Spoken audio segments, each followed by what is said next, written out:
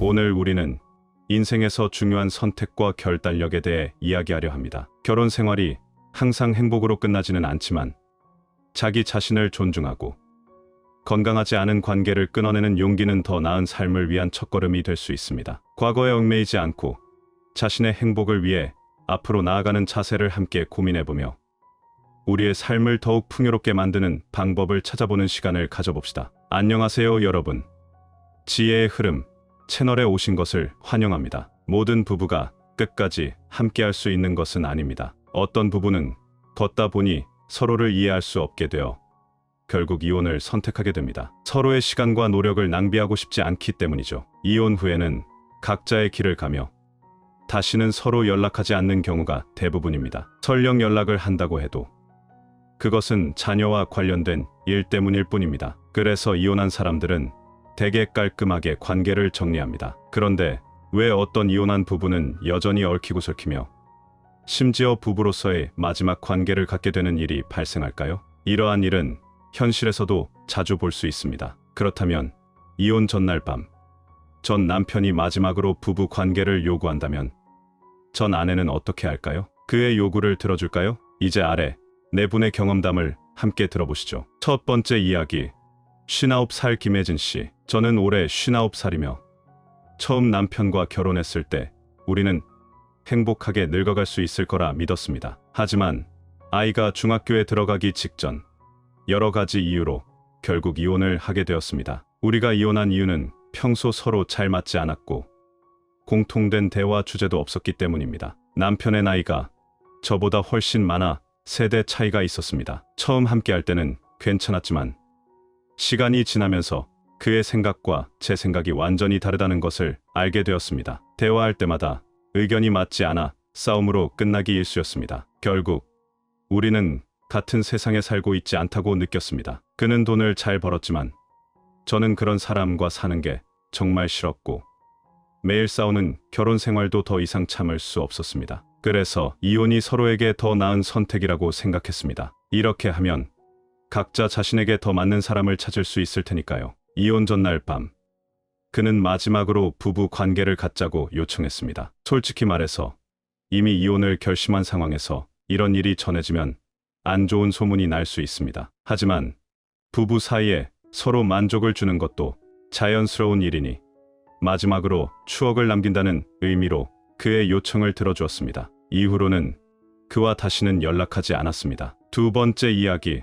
54살 박수영 씨. 저는 올해 54살이며 원칙을 지키는 사람입니다. 결혼 후 한 번도 결혼을 배신할 생각을 한 적이 없었지만 제 남편은 저와 달랐습니다. 제가 산후조리 중일 때 저를 배신했기 때문입니다. 아이를 위해 저는 계속 참아주었고 그것도 그에게 기회를 주기 위한 선택이었습니다. 아이가 조금 자란 후 그는 가정으로 돌아와 저와 잘 살 줄 알았습니다. 하지만 그는 제 희생을 전혀 소중히 여기지 않았고 바깥에 여자를 몇 명이나 두었습니다. 결국 저는 더 이상 참을 수 없어서 이혼을 결심했습니다. 이혼 과정에서 저는 재산의 절반을 요구했지만 그는 이를 원하지 않았습니다. 그러나 잘못은 그에게 있었기에 어쩔 수 없이 재산의 절반을 저에게 주었습니다. 또한 저는 아이의 양육권도 요구했습니다. 제 아이가 그의 영향 아래에서 자라는 것을 원하지 않았기 때문입니다. 이혼 전날 밤 그는 저에게 마지막으로 부부 관계를 갖자고 요청했습니다. 그는 제가 아이를 낳은 이후로 저를 전혀 건드린 적이 없다고 말하며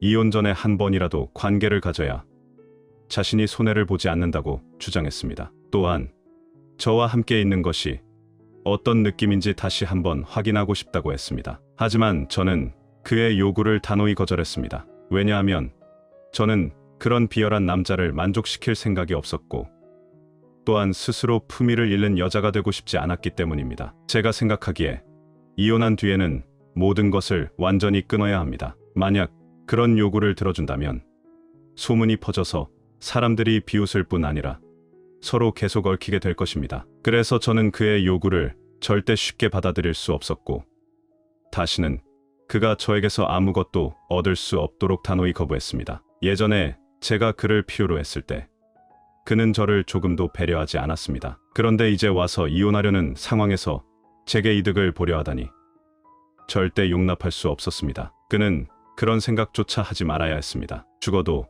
저는 그에게 아무것도 주지 않을 겁니다. 세 번째 이야기, 68살 이미숙 씨. 저는 올해 68살입니다. 남편과 저는 맞선 자리에서 처음 만났습니다. 그 당시 중매쟁이는 남편이 아주 훌륭한 사람이라고 했습니다. 그는 착할 뿐만 아니라 집안 형편도 좋고 시어머니도 잘 지낼 수 있는 사람이라고 했습니다. 저는 중매쟁이의 말을 믿고 이 남자와 결혼했습니다. 하지만 결혼 후에야 저는 중매쟁이가 돈을 위해 거짓말을 했다는 것을 알게 되었습니다. 결혼 생활 내내 저는 매일 가정 폭력을 당했고 시어머니의 모진 말과 괴롭힘도 견뎌야 했습니다. 시어머니는 저를 자주 비난하고 모욕했으며 저는 그때 너무 억울하고 힘들었지만 반박할 수도 없었습니다. 왜냐하면 남편 집안 사람들은 많았고 저는 혼자 그들을 상대할 수 없었기 때문입니다. 특히 제가 반항할 때마다 남편은 저를 더 심하게 때렸습니다. 그래서 저는 더 심한 폭력을 피하기 위해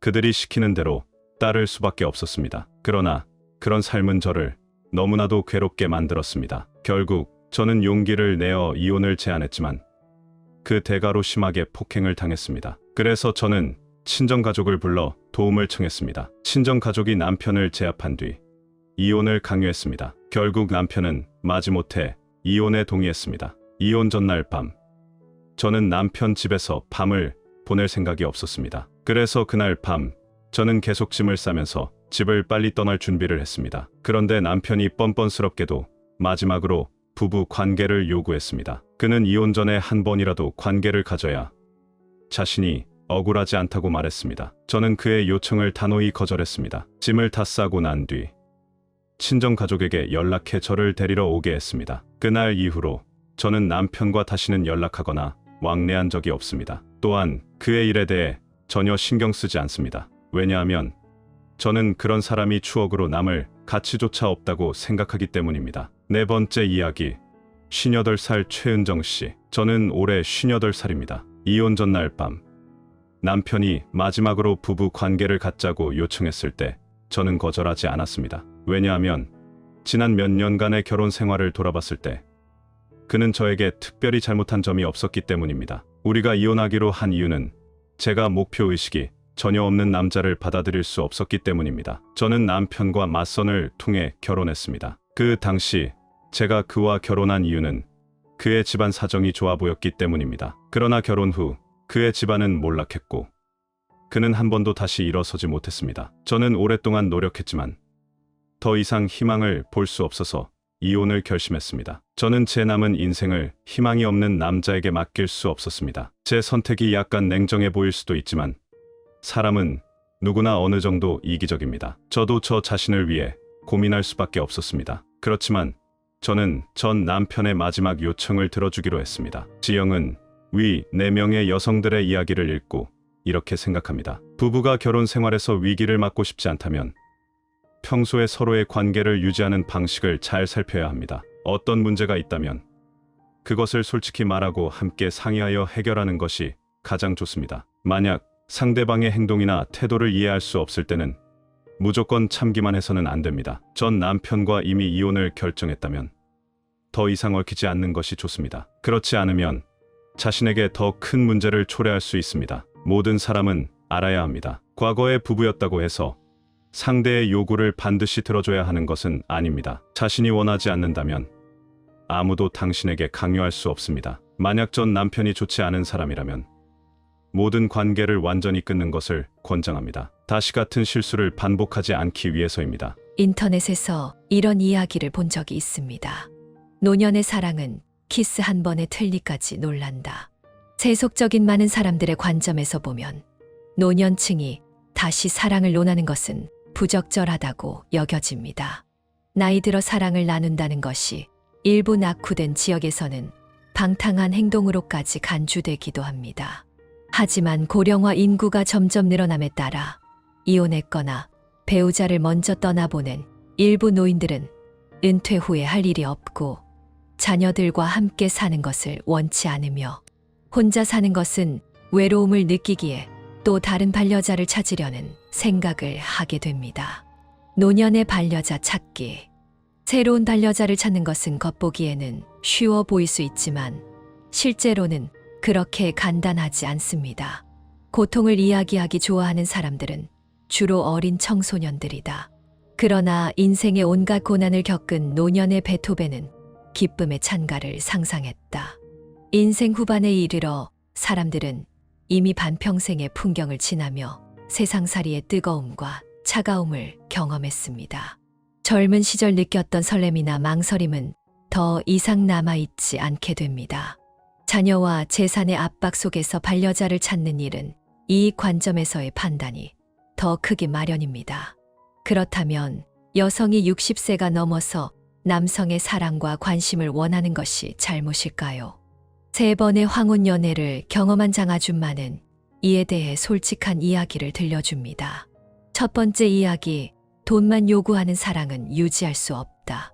장아줌마의 남편은 은퇴 전에 병으로 세상을 떠났습니다. 장아줌마는 남은 인생을 손주를 돌보는 데 바치려 했습니다. 그러나 손주가 더 이상 돌봄이 필요하지 않자 그녀는 시골로 돌아가 꽃을 키우고 채소를 가꾸며 살기로 했습니다. 하지만 시골에서 한동안 혼자 살아보니 정말 적응이 되지 않았습니다. 결국 다시 도시로 돌아왔고 외로움을 달래기 위해 지역 자원봉사 활동에 참여했습니다. 그곳에서 그녀는 유라는 사람을 만났습니다. 노유는 성실하고 친근해 보였으며 장아줌마에게 따뜻하게 대해 주었습니다. 주변 사람들 역시 두 사람의 관계를 응원하며 중재에 나섰습니다. 그렇게 두 사람은 가까워졌고 노유가 아들과 함께 살며 자신의 집이 없다는 사실을 알게 된 후 장아줌마는 그를 자신의 집으로 초대했습니다. 처음에는 두 사람 모두 즐거운 시간을 보냈습니다. 함께 걷기 운동을 하고 여행도 다녔습니다. 장아줌마의 말에 따르면 그 시절은 마치 신선히 사는 것 같은 날들이었다고 합니다. 특히 두 사람은 60대 초반의 젊은 마음으로 한동안 윈난에서 머물기도 했습니다. 그러나 좋은 시간은 오래 가지 않았습니다. 장아줌마는 곧 유의 신용 문제를 알게 되었습니다. 유는 장아줌마의 취미를 충족시키기 위해 인터넷에서 수백만 원을 빌렸습니다. 그는 저축이 없다고 인정했으며 그의 연금은 아들이 관리하고 있었습니다. 장아줌마는 화가 나서 그의 빚을 대신 갚아주었지만 곧 후회했습니다. 내가 평생 그를 부양할 수는 없지. 게다가 그 때문에 내 삶의 질을 낮출 수는 없어. 그녀는 그의 곁에 있을 때 확실히 행복감을 느꼈지만 여러 가지를 고민한 끝에 결국 그와 헤어졌습니다. 장아줌마는 마지막으로 우리 안 맞아라는 한마디를 남기고 연락을 끊었습니다. 두 번째 이야기, 온 가족의 삼시세끼를 감당할 수 없다. 장아줌마의 두 번째 연애는 여행 중에 시작되었습니다. 지나가는 노인한테 사진 찍어달라고 했어요. 그런데 그 노인 역시 여행을 하던 중이었고 두 사람은 그렇게 대화를 시작하게 되었습니다. 이후 두 사람은 함께 여러 곳을 여행하며 동행하게 되었습니다. 그 남자는 장아줌마와 취향이 잘 맞고 대화도 잘 통했습니다. 다만 두 사람은 다른 도시에 살고 있었습니다. 그 남자는 매우 쾌활했고 장아줌마에게 자신의 고향에서 살 것을 제안했습니다. 그는 아이들과 같은 단지에 살고 있어서 서로 돌볼 수 있다고 말했습니다. 또한 아이들이 그의 재혼을 적극적으로 지지한다고 했습니다. 장아줌마는 이번에는 진정한 사랑을 만났다고 믿었습니다. 그래서 집으로 돌아가 2개의 여행 가방에 짐을 싸서 열정적으로 그의 도시로 이사하여 그의 집에 살게 되었습니다. 두 번째 이야기의 전개. 그 남자의 손자들은 이미 초등학생이나 중학생이었고 평소에는 거의 방해가 되지 않았습니다. 하지만 주말만 되면 아이들은 할머니, 할아버지와 시간을 많이 보내야 한다는 이유를 들어 집에 와서 삼시세끼를 함께 했습니다. 더욱이 남자의 아들과 며느리는 요리나 집안일을 전혀 돕지 않았습니다. 몇 달이 지나자 장아줌마는 점점 힘에 부치기 시작했습니다. 경제적으로는 큰 문제가 없었지만 왜냐하면 남자는 장아줌마를 위해 식재료, 비용을 충분히 제공했고 그의 가족은 경제적으로 넉넉했기 때문입니다. 아들과 며느리는 회사를 운영하고 있었으니까요. 그러나 이렇게 주말마다 높은 강도의 집안일을 도맡아 해야 하는 상황은 장아줌마에게 너무 힘들었습니다. 결국 몇 달 후 장아줌마는 마치 도망치듯 자신의 집으로 돌아갔고 그 남자와의 연락도 끊었습니다. 세 번째 이야기, 손자를 돌보는 할머니보다는 혼자 사는 것이 낫다. 솔직히 말해서 장아줌마처럼 경제적으로 부담이 없고 자녀들이 간섭하지 않는 노인은 연애를 매우 자유롭게 할 수 있습니다. 그녀의 남부럽지 않은 모습은 젊은 세대인 저에게도 부러움을 안겨줍니다. 그러나 장아줌마는 왜 항상 잘못된 사람을 만나는지 스스로도 이해하지 못합니다. 이번에는 친척의 소개로 같은 고향 출신의 남자를 만났습니다. 그 남자의 자녀는 장아줌마와 같은 도시에 살고 있었고 두 사람은 빠르게 가까워졌습니다. 둘은 장기적인 관계를 생각하기 시작했지만 남자는 장아줌마에게 손자를 돌봐달라는 요청을 했습니다. 장아줌마는 화가 나서 단호히 반박했습니다. 나는 가벼운 마음으로 즐겁게 살고 싶을 뿐인데 어떻게 내가 당신의 손자를 돌볼 수 있겠어요?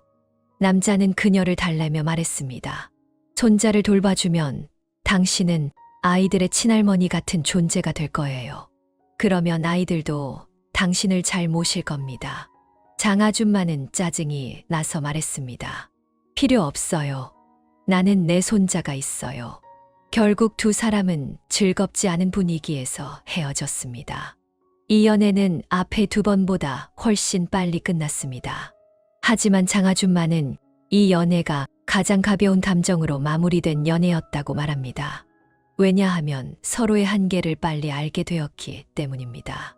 맞으면 계속 만나고 맞지 않으면 헤어지면 되는 간단한 관계였던 것입니다. 장아줌마의 질문. 이 세 번의 연애를 겪으며 장아줌마는 자신에 대해 점점 자신감을 잃게 되었습니다. 현재 65세인 그녀는 이렇게 묻습니다. 여성이 60세를 넘어서 남자의 사랑을 원한다는 것이 잘못인가요? 왜 제가 만나는 사람들은 항상 만족스럽지 않을까요? 60세가 넘은 여자는 단지 희생만 해야 하고 연애를 해서는 안 되는 걸까요? 장아줌마의 질문에 대해 두 성 간의 매력 법칙에 따르면 여성은 사실 어떤 나이든 남성을 필요로 합니다. 60세 이후 여성이 남성을 필요로 하는 것이 잘못이 아닙니다. 장아줌마처럼 때로는 모든 것을 걸고 새로운 관계를 시작하는 것이 틀리지 않았습니다. 젊은이든 노년이든 연애의 중요한 전제는 서로를 충분히 이해한 후에 함께해야 한다는 점입니다. 인생의 후반기에 접어들면서 많은 사람들은 배우자를 선택할 때 더 많은 이익을 고려하게 됩니다. 장아줌마의 연애는 때로는 이용당하거나 손해를 본 것처럼 느껴질 수도 있습니다. 나이가 들수록 사람들은 단순히 함께 있어주는 것을 원합니다. 여성이 남성을 찾든 남성이 여성을 찾든 모두가 바라는 것은 단순히 두 사람이 서로에게 집중하며 잘 지내는 것입니다.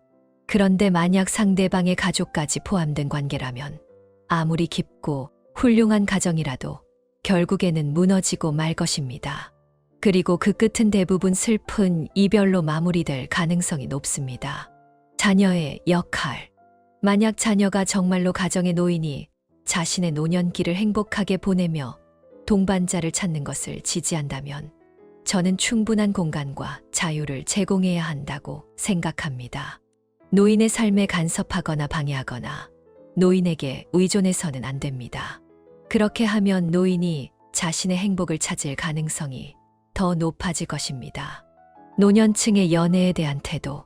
노년층이 새로운 반려자를 찾을 때는 젊은 시절처럼 상대방을 최우선으로 두어야 합니다.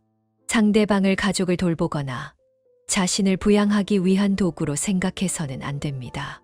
모든 사랑은 평등과 상호 존중을 기반으로 이루어져야 합니다.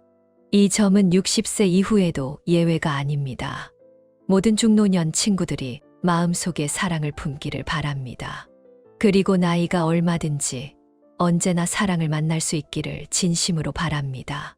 속담에 이르기를 하루의 계획은 아침에 있다고 합니다. 특히 기상 후 이 시간은 아주 작은 행동 하나라도 하루의 생활에 영향을 줄 수 있습니다. 이에 전문가들은 아침 기상 시 7가지 해야 할 일과 하지 말아야 할 일을 정리했습니다. 올바르게 하면 건강에 도움이 되지만 잘못하면 예상치 못한 사고, 심지어 심근경색이나 뇌졸중 등을 유발할 수 있습니다. 그렇다면 그 7가지는 무엇일까요? 함께 알아보도록 하겠습니다. 아침에 일어나서 하지 말아야 할 일 7가지가 당신의 수명을 빼앗습니다. 전문가들은 기상 후 절대로 해서는 안 될 7가지를 정리했습니다. 이러한 무심코 하는 일들이 당신의 수명을 몰래 훔쳐가고 있습니다. 첫째, 깨어난 후 즉시 일어나지 말 것. 잠에서 깬 후 인체는 억제 상태에서 흥분 상태로 전환하는데 시간이 필요합니다. 만약 즉시 일어나서 옷을 입으면 어지럼증이나 눈앞이 흐려지는 등 불편을 겪기 쉽습니다. 중노년층은 심근경색이나 뇌졸중 등 심뇌혈관 사고가 발생하기 쉽습니다. 방법: 먼저 두 손을 비벼 따뜻하게 한 후 얼굴을 몇 차례 건식 세안합니다. 그 다음 차례로 관자놀이, 후두부, 목을 20회씩 마사지합니다. 둘째, 두 손을 반주먹으로 가볍게 쥐고 허리와 등을 10회 두드린 후 양쪽 허벅지 바깥쪽을 두드립니다. 마지막으로 두 발 뒤꿈치를 번갈아 가며 발바닥을 자극하고 두 발바닥을 서로 문질러 발바닥이 따뜻해지도록 합니다. 둘째, 깨어난 후 즉시 소변 보지 말 것. 수면 시 인체의 대사 수준이 낮아지고 심박수가 느려지며 혈압이 하강하고 각종 생리 기능이 느리게 작동합니다. 이때 갑자기 일어나 화장실에 가면 방광이 급격히 비워져 저혈압을 유발하기 쉽고 뇌의 일시적인 혈액 공급 부족으로 배뇨성 실신을 초래할 수 있습니다. 특히 추운 겨울 아침은 심근경색이나 뇌졸중이 갑작스럽게 발생하는 위험한 시간대로 심뇌혈관 질환을 유발하기 쉽습니다. 방법: 아무리 소변이 급해도 즉시 일어나 화장실로 달려가지 말고 천천히 일어나 침대 가장자리에 몇 분간 앉아 있다가 천천히 화장실로 걸어갑니다. 셋째, 깨어난 후 즉시 식사하지 말 것. 아침에는 침과 위액의 분비량이 상대적으로 적어서 즉시 식사하면 특히 소화하기 어려운 음식, 예, 육류 등을 먹을 경우 소화불량을 일으키기 쉽습니다.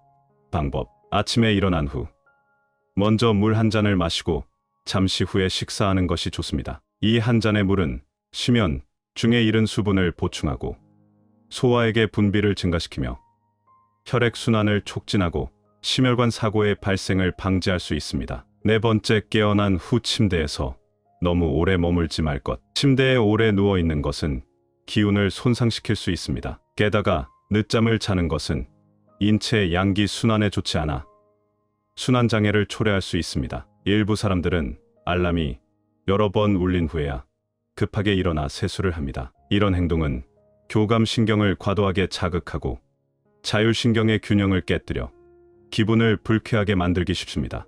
방법: 깨어난 후 잠깐 침대에서 여유롭게 누워 있다가 천천히 일어나 하루를 시작하는 것이 좋습니다. 다섯 번째, 깨어난 후 즉시 이불을 정리하지 말 것. 영국 킹스턴 대학의 연구에 따르면 침대 위의 이불에는 최소 1500만 마리의 진먼지가 존재한다고 합니다. 건조하고 통풍이 잘 되는 환경에서는 진먼지가 잘 생존하지 못합니다. 하지만 이불을 바로 정리하면 체온과 땀이 그대로 유지되어 진먼지 진드기가 서식하기 좋은 환경을 제공합니다. 또한 사람이 하룻밤 동안 많은 노폐물을 배출하는데 이 중에는 이산화탄소를 포함한 약 149종의 화학 물질과 땀에서 증발하는 약 150종의 물질이 포함됩니다. 기상 후 즉시 이불을 정리하면 이러한 유해 물질과 미생물이 축적되고 밤에 다시 이불을 덮을 때 몸에 흡수되어 건강에 해를 끼칠 수 있습니다.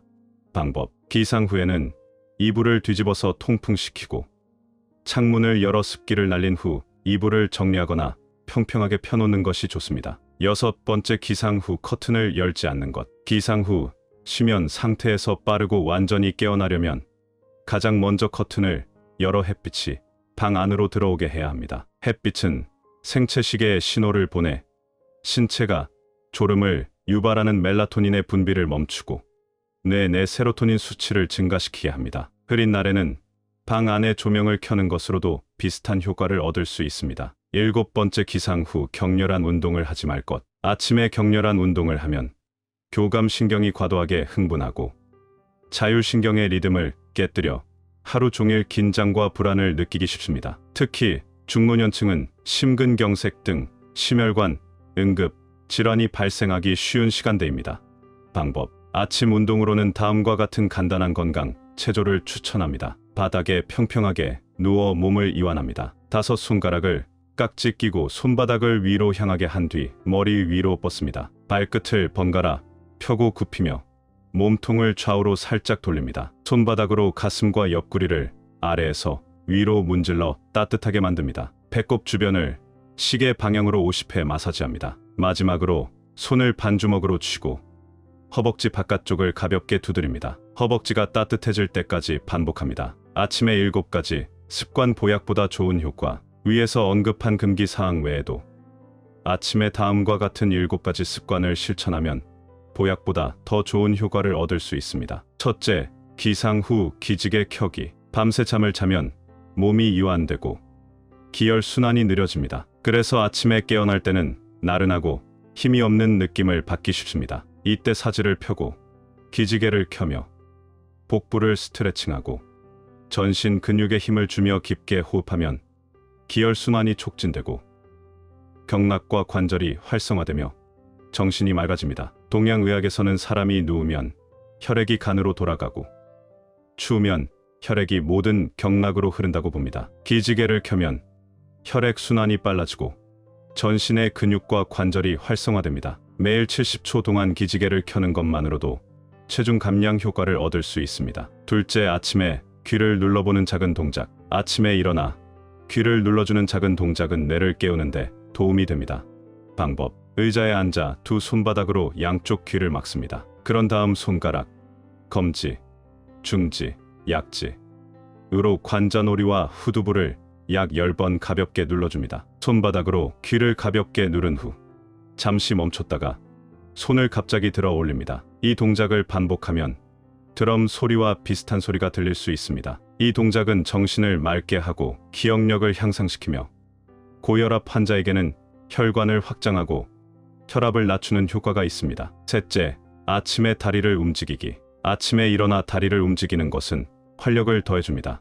방법: 오른발의 발바닥을 왼쪽 무릎 뒤쪽에서 발 뒤꿈치까지 아래로 밀며 문지릅니다. 왼발로 오른쪽 다리를 동일한 방식으로 문지릅니다. 이 동작을 각각 9회 반복합니다. 그런 다음 오른발의 바깥쪽을 이용해 왼쪽 다리의 무릎에서 발목까지 문지릅니다. 왼발로 오른쪽 다리를 동일하게 반복하며 각각 9회 진행합니다. 이 동작은 종아리 근육과 발목을 자극하며 발바닥과 발바닥까지 자연스럽게 마사지됩니다. 이는 하지 혈관 질환을 예방하는 데 긍정적인 영향을 미칩니다. 넷째, 아침에 머리를 마사지하기. 아침에 기상 후 정신이 약간 피로하다고 느껴질 수 있습니다. 이것은 뇌와 밀접한 관련이 있습니다. 방법: 아침에 가볍게 두피를 마사지하여 두피와 신경을 이완시키면 혈액순환이 개선되고 머리 혈관이 막히는 것을 예방할 수 있습니다. 손가락으로 머리를 부드럽게 잡아당기듯이 마사지하는 동작을 통해 피로를 해소하고 건강을 유지할 수 있습니다. 다섯째, 아침에 얼굴을 깨끗이 씻기. 아침에 일어나면 얼굴이 기름진 느낌이 들 수 있습니다. 이는 수면 중 피부 대사가 활발하게 이루어지면서 배출된 노폐물 때문입니다. 방법: 얼굴을 씻을 때 가볍게 마사지하며 깨끗하게 씻어내면 단시간 내에 정신을 맑게 할 수 있습니다. 여섯째, 양치질하며 항문 근육 운동하기. 잠들기 전 양치질을 했더라도 밤새 구강 환경은 세균이 번식하기 좋은 상태가 됩니다. 따라서 아침에 최소 2분 이상 양치질을 철저히 해야 합니다. 양치질과 함께 항문 근육 운동을 병행하면 치질과 변비를 완화하고 체력을 증진할 수 있습니다. 방법: 숨을 들이마시며 항문 근육을 3초간 수축합니다. 숨을 내쉬며 근육을 3초간 이완합니다. 이 동작을 2030회 반복하며 아침과 저녁 하루 2번 진행합니다. 단, 항문에 감염, 급성염증, 농양 등의 문제가 있는 경우 이 운동을 피해야 합니다. 일곱째, 이빨 가볍게 두드리기. 아침에 윗니와 아랫니를 가볍게 맞부딪히는 동작은 잇몸과 치근을 강화하며 침 분비를 촉진해 소화를 돕습니다.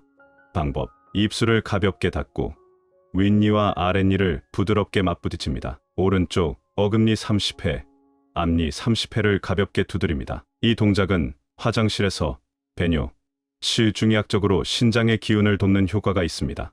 마무리. 이 글은 여기서 마칩니다. 오늘의 이야기를 시청해 주셔서 감사합니다. 이 이야기가 여러분에게 공감과 깨달음을 주었기를 바랍니다. 아직 구독하지 않으신 분들은 구독 버튼을 눌러주세요. 지혜의 흐름은 매일 새로운 글을 전해드리며 여러분이 매일 새로운 깨달음을 얻길 바랍니다. 다음 시간에 다시 만나요.